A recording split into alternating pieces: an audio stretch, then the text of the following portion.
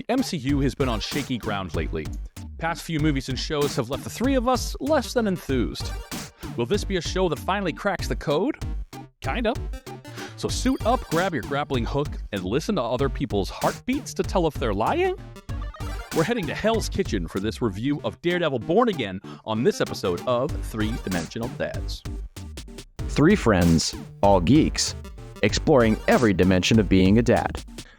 I'm Jay. I'm Derek. And I'm Ian. And none of us are both sightless and have super hearing. In fact, my hearing is pretty terrible.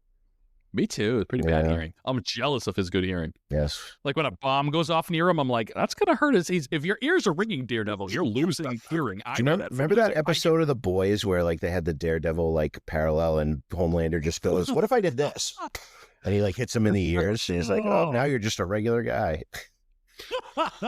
Well, weirdly enough, though, I am hearing like lightsabers and like the Imperial March going on because it actually is. We are recording this on May the 4th. It's Star Wars Day. Star Wars Day. We're recording Marvel. Hello there. We should change the opening. Hello there. Hello there. Hello there. Hello there. It's all the same stuff. It is all the same. I mean, like, look, whatever. However, propaganda.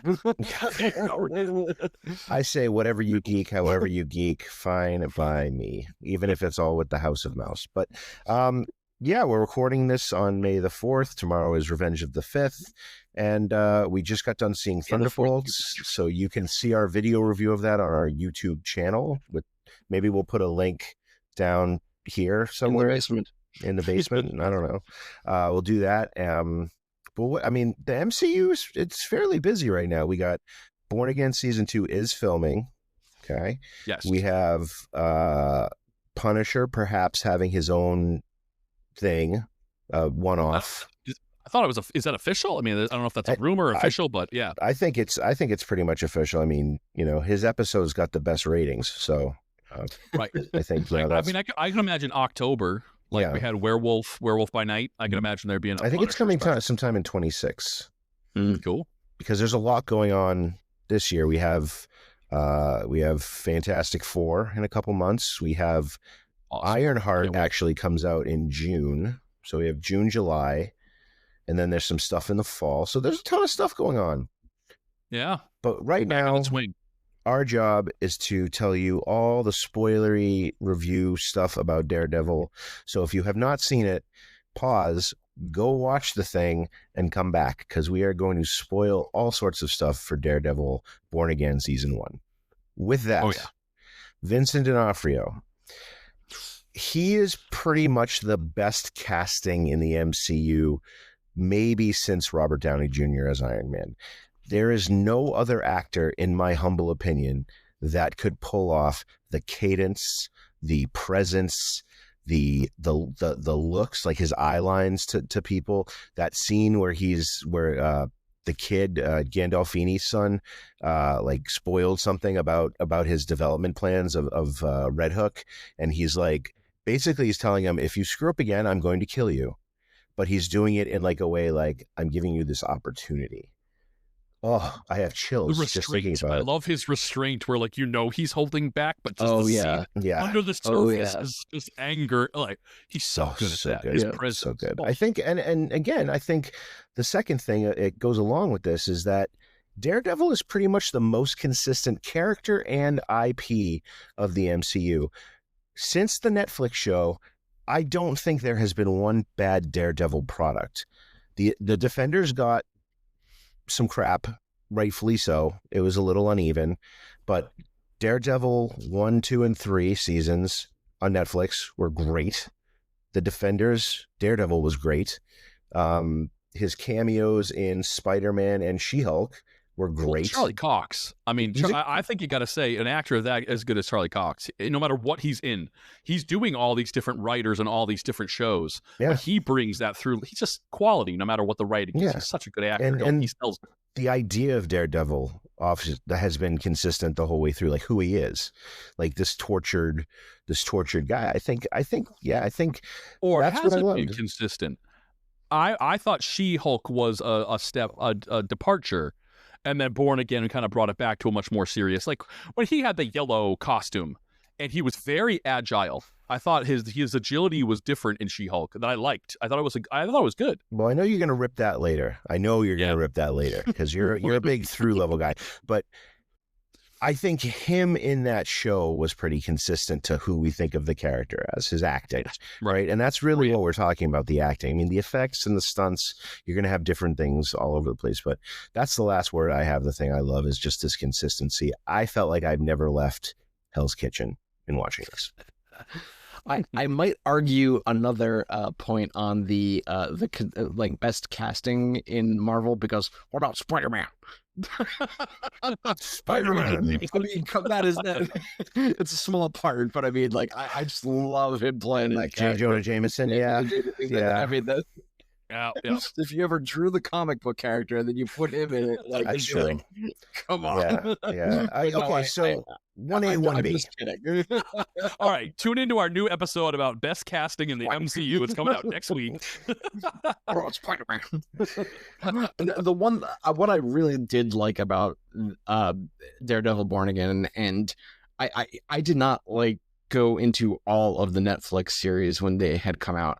I really enjoyed the restraint of this being a masked vigilante show. This was more of a almost cop crime lawyer drama to me than the first Daredevil. The first Daredevil, he was developing, like, it was almost like a Batman origin kind of story.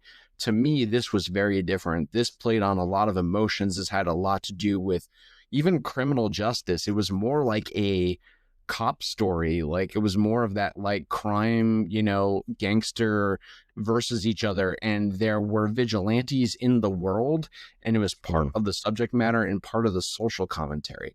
I really felt like after Andor just came out, this was almost the Marvel equivalent of, like, there being this sort of serious, grounded in reality take on a superhero world.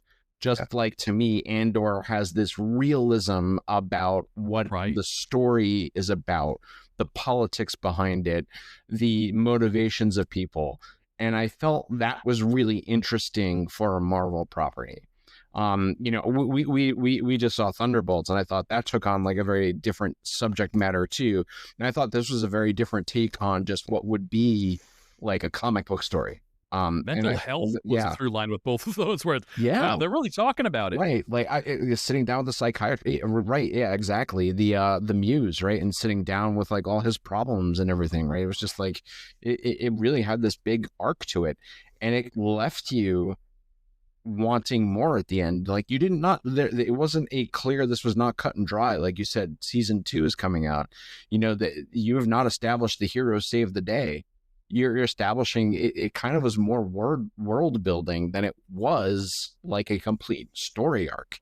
So you're left for season 2. You're left for, you know, what's happening down the road. Very much Empire Strikes Back. Yes. Right. Yeah. Right. Not so much like the, you know, it wasn't kind of like, you know, the snap kind of, literally, I mean, the snap, like an Endgame, right? But I mean, it did leave you like, where is New York going, right? And it had that question, like, who are the heroes? Who are the villains? Are people going to rise up against this threat? And that plays a lot into reality right now, too. Yeah. Think about our worlds. What about you, Ian? So I thought you guys took a lot of the stuff that I was going to say. I agree. You know, I love this show. But I thought some of the little details that I really loved, the rooftop vault that he has with all of his cowls up there. I love that. Batman has that where, like, there's some good sequences in what Batman Returns, Batman Forever, where he suits up and he has all of his gadgets on the wall and he, like, picks the cool bat-shaped gadgets and all of his suits in a row. Like, I always think that's awesome getting to see that. So I dug that we got that from and I thought, too, they were showing the Daredevil horn so much, the broken horn. I was like, well, he have to go get a new cowl. Metaphor, baby, metaphor. Yeah, but then he has a ton of those cowls up there. I'm like, just pick another one. I think they had a gray suit. They had the suit from She-Hulk. Like, that's fun. That's always cool to do. And then another moment that I love so much was between Punisher and Daredevil. It's when they were kind of in the Punisher's, you know, den or wherever he, you know, his headquarters. And he's almost like the devil on Daredevil's shoulder.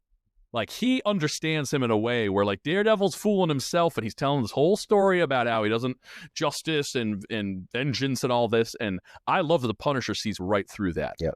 And he gives him a hard time, and he asks him those hard questions, and they're fighting it out. But you know, this is all like Matt's internal dialogue. Say his name, Red. Say his name. Right. But I love right. That's so good. And I love that. Like, these two heroes getting to relate to each other about what it's like to be a hero, and we're like dissecting being a superhero and being a vigilante and all that. I thought that was such a good moment. John Barrett thought it was so great. That conversation in the apartment before the big fight with the VTF, right? Right. Yeah. And then he starts off by saying, "You don't have a goddamn thing to make a good cup of coffee." You know? I'm like that's the way to open it, right? Yeah. But then you're right, and they talk about all this really deep stuff about things that aren't real, like being superheroes, right? Right. But you can almost replace superhero with like being a father, being a police officer, being a firefighter, being in the military, being this, being that, right? Like it's really about like those dark places that we have, you know, not dark evil, but like the stuff that really like hurts us inside. It reminded me of when Hawkeye talks to Scarlet Witch. Is like he says, look at me, I'm just a guy with a string on it and a stick. Guy with a bow and arrow.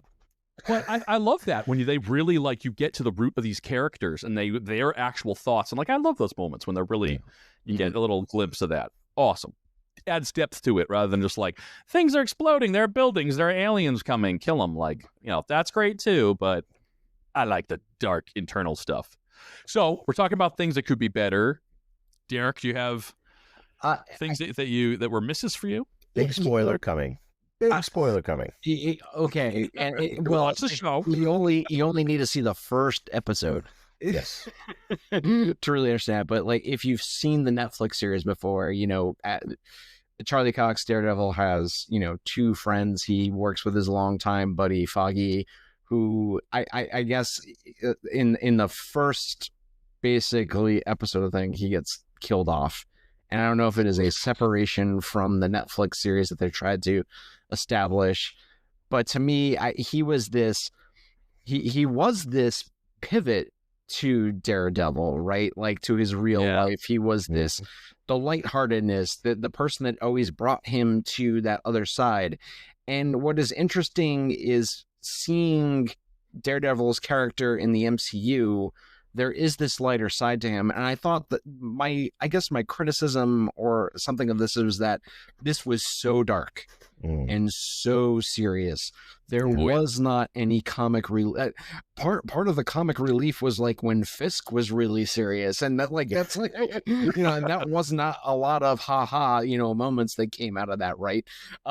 So to me, it was like the pendulum was like the complete other way. If Daredevil, the original series, was pretty dark, I mean, you had Foggy being kind of like that, the droid, like the lightheartedness of it. There was none of that in the series. He kept Matt grounded. Really, right. It was just really dark most of the time. And like, you had Punisher, basically, that was his buddy. And so it's pretty... I'm going to chop him up. There wasn't really any lighter moments in the series. It was all very serious to me.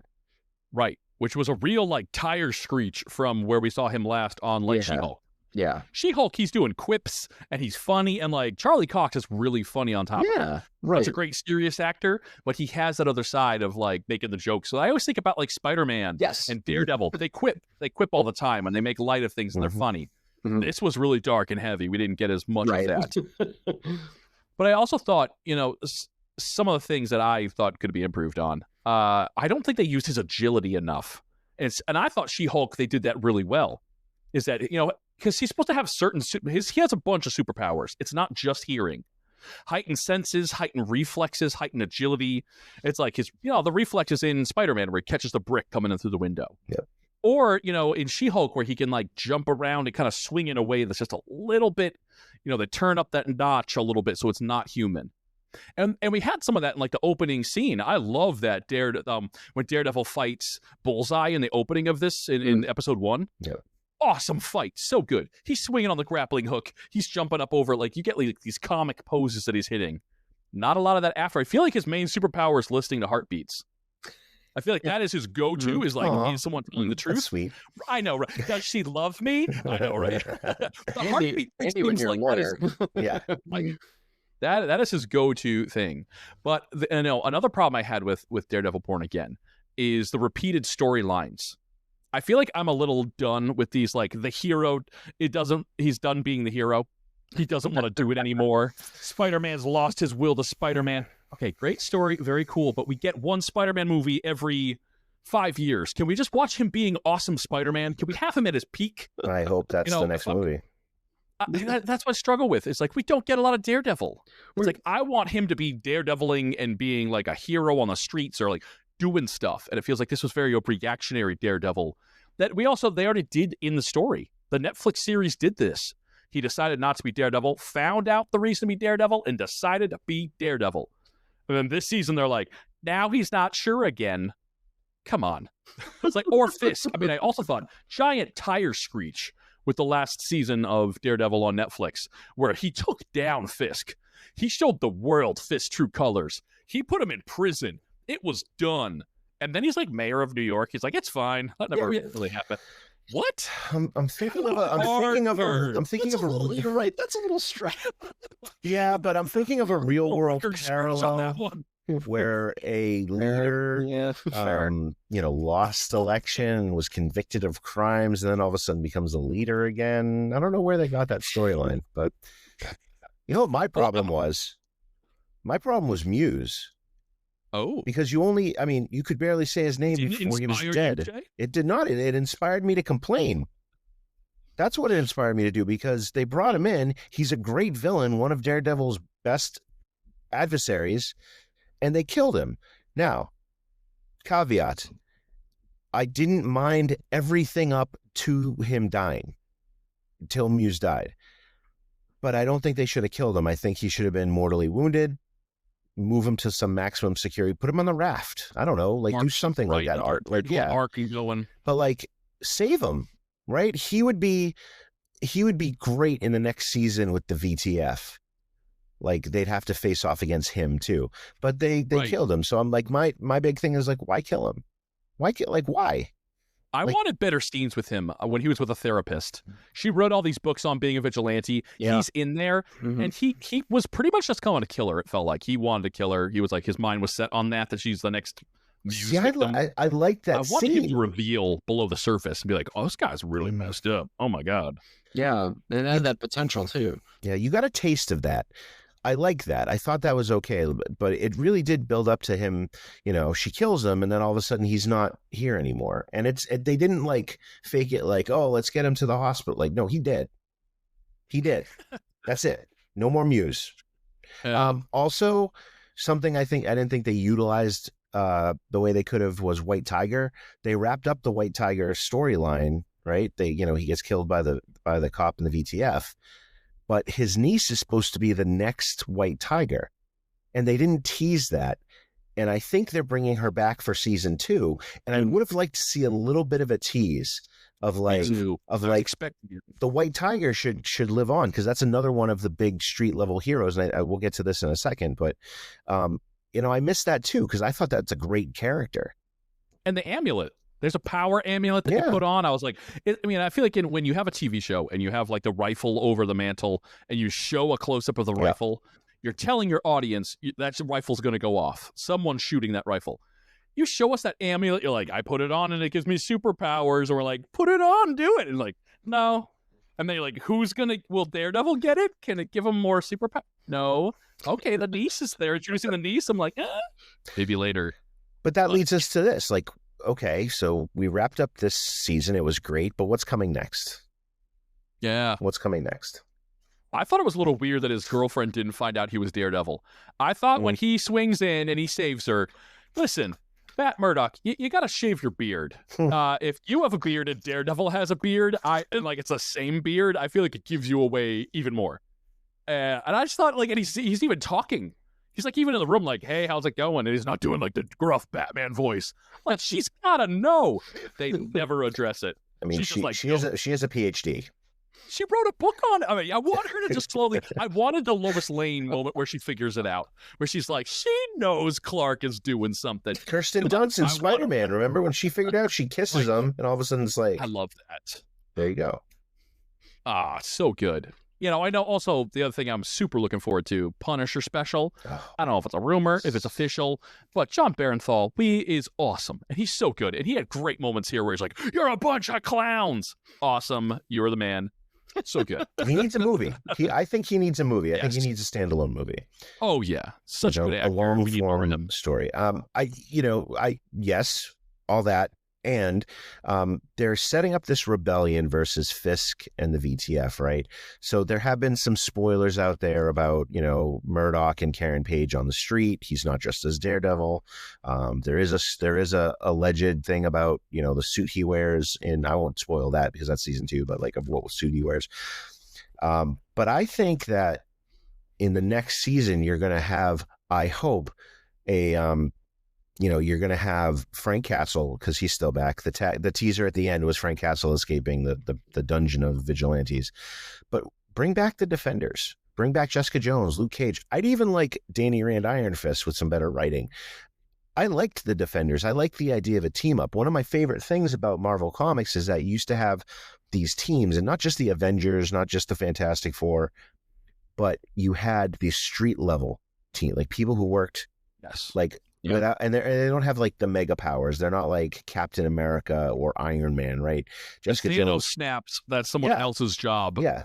When a cat's in a tree, you call it Daredevil. Well, even so, like they fight organized crime. They fight stuff going on in New York, and like that gives New York its own personality as well, if you know what I'm saying.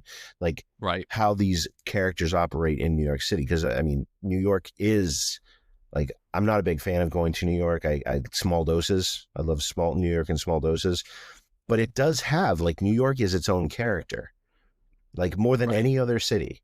Right. New York is its own character. So seeing these guys play in New York is something I'm looking forward to. Yeah. Yeah, I mean, what happens, like, does Fisk have to call the Avengers when the space stuff comes? And then, like, you have the other, like, little team of, like, Luke Cage and company. No, I think that seems like the Defenders, right, is the obvious place to go to me. Yeah.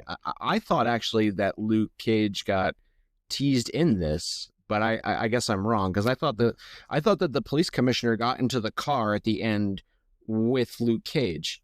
But maybe I'm wrong about that. I thought there was crossover there. I thought I saw him in the vigilante prison. I thought I saw Luke Cage in the vigilante prison, but I don't think a cage would hold Luke Cage. Luke Cage. I thought that was another spoiler other than like Punisher coming in, because I thought they were going to bring them all in, but no. To me, I don't know where. Also, like, I mean, is there Echo in coming in? I like that character. Like, where are all the other, people in New York? We have, like, New York seems to be the superhero city. Like, maybe it's all the Thunderbolts in New York. Right. Oh my God. Like, so I guess this goes to the bigger question, right? What does this mean for the MCU? What is the bigger storyline for the MCU here? So this is actually the thing that popped out of my brain the first when I saw this on our script. This should be a prelude to what we're going to see in the next Spider-Man movie. And it should be Spider-Man with street-level heroes. Daredevil, Punisher would be great, against Kingpin and, like, Adrian Toomes the Vulture, Matt Gorgon the Scorpion. Not like Doc Ock and, like, the big Spider-Man villains, but I'd like to see the Vulture. Like, have Wilson Fisk utilize his rogues gallery, if you will. Like, Wilson Fisk always used to run the show with the street level villains, with Vulture, with Shocker, with Scorpion. So, like, that I hope that's what they do in the next Spider-Man movie. That's what I think. Kingpin is in the Spider-Man movies, the Across the Spider-Verse. Yeah. Like, Kingpin is a Spider-Man villain in all of that. Yes. Right. So, like, how are we not getting that crossover in live action or any of that? Could you imagine Tom Holland fighting Vincent D'Onofrio? Well, that would be great. Morales fighting Vincent D'Onofrio. Yeah. Well, I think that's another thing, but that's not with Daredevil. I think they're going to bring Miles Morales in and start transitioning through these next 3 Spider-Man movies. They You should. know, we have multiple universes and everything else, so God knows what's going to happen. We'll just bring Loki in and everyone, you know, there'll be timelines all over the place. It's going to be like the 80s timelines. You're going to have to like get a pencil in and like reset the tape. Well, as long as Loki's sitting on a chair holding the tree, being part of a tree that keeps the timelines, and Yeah. I don't know what Owen happened. Wilson's just like, wow. I think, yeah, wow, it's great. No, I think we're done. I think we're done with timelines and multiverses. I know. Just in time for Secret Wars. I mean, that's what I feel like. Daredevil, I don't super know the Secret Wars comics, but I always thought Daredevil was part of them. They're traveling the multiverse. Yeah. Derek, what about you? Like, what bigger picture? Give me your big picture. I think there's the opportunity, whether it is like what you're saying, that Daredevil and company are into the Spider-Man universe, or can it be the other way around, that Spider-Man comes to the Daredevil universe, right? And we have some of the bigger characters visiting the littler ones. Yeah. But yeah, I mean, we've already seen, right, like Charlie Cox, like do an appearance in Spider-Man movies and stuff. So like, it'd be really great if we had some of that go the other way too, I think, with some of these things and tie them together. We have like so many of these people. Like, let's start. Get Sam Wilson in here for like a little cameo or something. For And they're all in New York. I mean, it's a They're big all city, in- but it's not that big. It's a huge city, but I mean, like, come Yes. on, take the subway. I also think Haley Steinfeld is Spider-Gwen. She's already the voice of Spider-Gwen. She'd be the best Spider-Gwen. Dude. She's Kate Bishop She's Kate in our Bishop. universe. Yeah. I know. She's going to be part of Young Avengers. Come on. Do both. Yeah. Do both. Come on. Oh, I She's can't wait. possible If they do Spider-Man, Young they're like, Avengers, oh, We have like aliens somewhere around, running around too, right? I mean, the Skrulls, yeah. Ataris and like, I don't know what. So I don't know how you have Fisk as the mayor of New York and Yes. be that big of a criminal and not have Spider-Man be like, wait a minute. You know, like no one's caught wind of all this. He's crushing people's heads. Yeah. Like, New York is such a hot spot for all these movies, MCU movies, Yeah. that I never know what they're going to cherry pick and have in the background. I mean, I feel like Avengers Tower is always in the background somewhere. The Steve Rogers musical is always in the background somewhere. Yeah. So, like, we're getting more and more of this kind of stuff. So I would not be surprised if you see Fisk, a poster in, upcoming in other movies or something. And there's a lot that's upcoming too. Yeah. A bunch. So It's a lot. we'll have to see. Yeah. We will have to see, and we'll put all the list of the stuff we know coming up down in the description.